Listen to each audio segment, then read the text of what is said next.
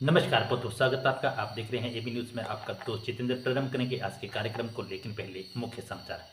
Israel को हथियार देने से रोकें, जज साहब प्रशांत भूषण समेत 11 ने सुप्रीम कोर्ट से क्यों की ये मांग। सरकार बनी तो लौटा देंगे कश्मीर जाकर, राहुल ने किया बड़ा वादा। जेजेपी एएसपी की पहली लिस्ट, उचाना से दुष्यंत, डबवाली से दिग्विजय लड़ेंगे चुनाव। पीएफ से पेंशन पाना हुआ और आसान, 1 जनवरी से लागू हो जाएगा नया नियम। सुक्खू बोले इस महीने वेतन 5 और पेंशन की तारीख 10। नहीं सुलझी आरजी कर हत्याकांड की गुत्थी, संजय राय के पॉलीग्राफ टेस्ट के जवाब से खड़े हो गए कई सवाल। सचिन खिलाड़ी ने रचा इतिहास, 1984 के बाद शॉटपुट में दिलाया पहला मेडल। नहीं गिरती शिवाजी की मूर्ति, गडकरी ने बताया अनुभव, कैसे बना दिए मूर्ख। सरकार गरीब और लोग अमीर, क्या राहुल गांधी की खट्टाखट स्कीम का भविष्य हिमाचल में। यूपी की शहजादी को दुबई में होंगी फांसी, माता पिता के नहीं थम रहे आंसू, मोदी और योगी से उम्मीद। अब समाचार विस्तार से। सुप्रीम कोर्ट ने एक जनहित याचिका दायर की है। याचिका में कहा गया है कि भारतीय कंपनी द्वारा इजराइल को हथियार दिए जा रहे हैं, इन पर रोक लगनी चाहिए। याचिकाकर्ताओं ने अपनी मांग में कहा कि गाजा में युद्ध लड़ रहे इजराइल को हथियार और सैन्य उपकरण करने वाली भारतीय कंपनी का लाइसेंस रद्द होना चाहिए, नए लाइसेंस भी नहीं दिए जाने चाहिए। केंद्रीय रक्षा मंत्रालय को याचिका में पार्टी बनाया गया है। इसमें कहा गया है कि भारत विभिन्न अंतर्राष्ट्रीय कानूनों और संधियों के साथ बंधा हुआ है, जो भारत को युद्ध अपराधी के दोषी देशों को सैन्य हथियार आपूर्ति न करने के लिए वादे करते हैं। किसी भी निर्यात का उपयोग अंतर्राष्ट्रीय मानवीय कानून के गंभीर उल्लंघन के लिए किया जा सकता है। वरिष्ठ वकील प्रशांत भूषण समेत 11 लोगों ने पीआईएल दायर की है। नोएडा के रहने वाले अशोक कुमार शर्मा भी याचिकाकर्ता हैं। उन्होंने कहा कि रक्षा मंत्रालय के अधीन सार्वजनिक क्षेत्र में उद्यम सहित अन्य कई कंपनियां इजराइल को हथियार आपूर्ति कर रही हैं। ये संविधान अनुच्छेद 14 और 21 के साथ साथ अंतर्राष्ट्रीय कानून के तहत भारत के दायित्वों का उल्लंघन है। अगली खबर, जम्मू कश्मीर विधानसभा चुनाव को लेकर सभी दलों की तरफ से तैयारी हो चुकी है। कांग्रेस नेता राहुल गांधी बुधवार को जम्मू कश्मीर पहुंचे। कांग्रेस नेता ने केंद्र सरकार पर जमकर हमला बोला, साथ ही जनता से वादा किया कि वो जम्मू कश्मीर के स्टेटहुड को वापस दिलाएंगे। राहुल गांधी ने अपने संबोधन में बेरोजगारी, बिजली की समस्या और देश में नफरत बढ़ने का आरोप लगाया। नेता प्रतिपक्ष ने कहा कि हम इस क्षेत्र में राज्य के दर्जे की बहाली सुनिश्चित करेंगे, भाजपा चाहे या न चाहे। हम इंडिया गठबंधन के बैनर तले सरकार पर इसके लिए दबाव डालेंगे। गांधी रामबन जिले के बनिहाल विधानसभा क्षेत्र में जाने वाले संगलदान में एक चुनावी रैली को संबोधित कर रहे थे। इस क्षेत्र में 3 चरणों में होने वाले विधानसभा चुनाव, पहले चरण के तहत 25 अन्य क्षेत्रों के साथ 18 सितंबर को होना है। अगली खबर, हरियाणा में विधानसभा चुनाव को लेकर जननायक जनता पार्टी और आजाद समाज पार्टी ने प्रत्याशियों की पहली लिस्ट जारी की है। जेजेपी के 15 और एएसपी के 4 प्रत्याशियों के नाम ऐलान हुए हैं। जेजेपी नेता दुष्यंत चौटाला उचाना से चुनाव लड़ेंगे, जबकि दिग्विजय चौटाला डबवाली से मैदान में उतरेंगे। जेजेपी ने जुलाना विधानसभा सीट से अमरजीत टांडा का नाम भी ऐलान किया है।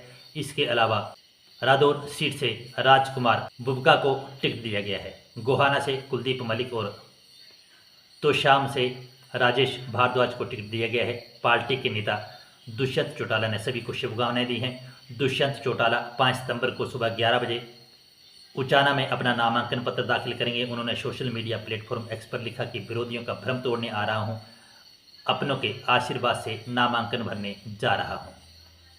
अगली खबर, प्राइवेट सेक्टर के कर्मचारियों को एक बड़ी राहत मिली है। रिटायरमेंट के बाद अब ईपीएफओ की पेंशन स्कीम ईपीएस से पेंशन पाना और आसान होते जा रहा है। यह बदलाव अगले साल यानी 1 जनवरी 2025 से लागू होगा।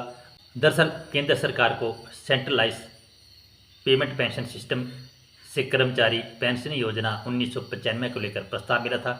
इस प्रस्ताव के तहत किसी भी बैंक के किसी भी ब्रांच से पेंशन निकालने का सिस्टम लागू करना था, जिसे सरकार ने मंजूरी दी है। यह ईपीएस पेंशन भोगियों को 1 जनवरी 2025 से भारत के किसी भी बैंक शाखा या स्थान से अपनी पेंशन निकालने में मदद करेगा। यह प्राइवेट सेक्टर के इस सिस्टम से ईपीएफओ के 78 लाख से अधिक ईपीएस पेंशन भोगियों को लाभ मिलने की उम्मीद है।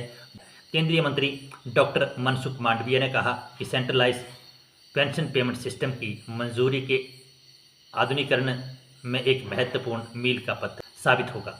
अगली खबर, हिमाचल प्रदेश विधानसभा के मानसून सत्र में बुधवार को सदन में विपक्ष की ओर से व्यवस्था के प्रश्न के तहत उठाए गए मामले के उत्तर में मुख्यमंत्री सुखविंदर सिंह सुक्खू ने वक्तव्य दिया। मुख्यमंत्री ने सदन को अवगत करते कहा कि प्रदेश के कर्मचारियों को इस महीने वेतन 5 तारीख यानी 5 सितंबर को और पेंशनरों को 10 सितंबर को पेंशन दी जाएगी।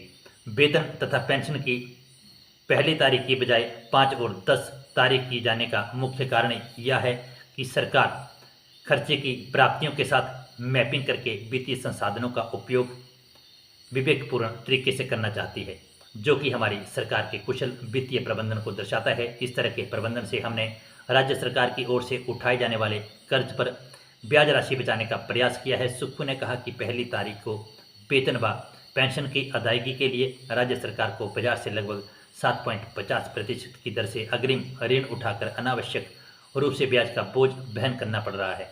वर्तमान सरकार की ओर से राजकोषीय समझदारी के लिए व्यय का प्राप्ति के साथ मैपिंग करने का प्रयास किया है, ताकि ऋण राशि उठाकर ब्याज के अनावश्यक बोझ को घटाया जा सके। अगली खबर, कोलकाता के सरकारी आरजीकर मेडिकल कॉलेज और अस्पताल में लेडी डॉक्टर के साथ रेप और फिर बेरहमी से हुई हत्या के मामले में की गुत्थी अभी पूरी तरह से सुलझी नहीं है। सीबीआई ने इस जघन्य रेप और हत्याकांड के मुख्य आरोपी संजय रॉय का पॉलीग्राफ टेस्ट करवाया था, लेकिन उससे और कई सवाल खड़े हो गए हैं। पॉलीग्राफ टेस्ट के पहले साधारण सवाल पूछे जाते थे, जैसे कि आपका नाम क्या है, कहाँ रहते हैं, क्या खाना खाते हैं इत्यादि। तब केस से जुड़े अहम सवाल किए जाते थे, जिनके जवाब अमूमन एजेंसियां हाँ या ना में लेती थी। हालांकि सूत्रों के मुताबिक सीबीआई को लग रहा है कि संजय के पॉलीग्राफ टेस्ट से जांच के तार सुलझने की बजाय और उलझ गए हैं। अगली खबर, पेरिस पैरा ओलंपिक में 7वें दिन भारत के सचिन खिलाड़ी ने पुरुषों के शॉट पुट F46 कैटेगरी में सिल्वर मेडल जीता है। ये आज के दिन का पहला मेडल है। इस सिल्वर मेडल जीतने के साथ ही सचिन 40 साल से पैरा ओलंपिक शॉट पुट में मेडल जीतने वाले पहले भारतीय पुरुष एथलीट बन गए हैं। सचिन ने इस मेडल के साथ ही भारत के मेडल की संख्या 21 पहुंचा दी है। सचिन एशियाई रिकॉर्ड 16.32 मीटर के थ्रो के साथ दूसरे स्थान पर है। कनाडा के ग्रेग स्टीवर्ट ने गोल्ड मेडल अपने नाम किया। क्रोएशिया के लुका बाकोविच के खाते में ब्रॉन्ज मेडल गया। 34 वर्षीय खिलाड़ी ने अपने दूसरे प्रयास में अपना सर्वश्रेष्ठ प्रदर्शन किया और 16.30 मीटर का अपना ही एशिया रिकॉर्ड तोड़ा। उन्होंने ये रिकॉर्ड मई 2024 में जापान के पैरा एथलीट्स चैंपियनशिप में बनाया था। इससे पहले 1984 में जोगिंदर सिंह वेदी ने ब्रॉन्ज मेडल और महिला एथलीट दीपा मलिक ने 2016 रियो पैरा ओलंपिक में जीता था।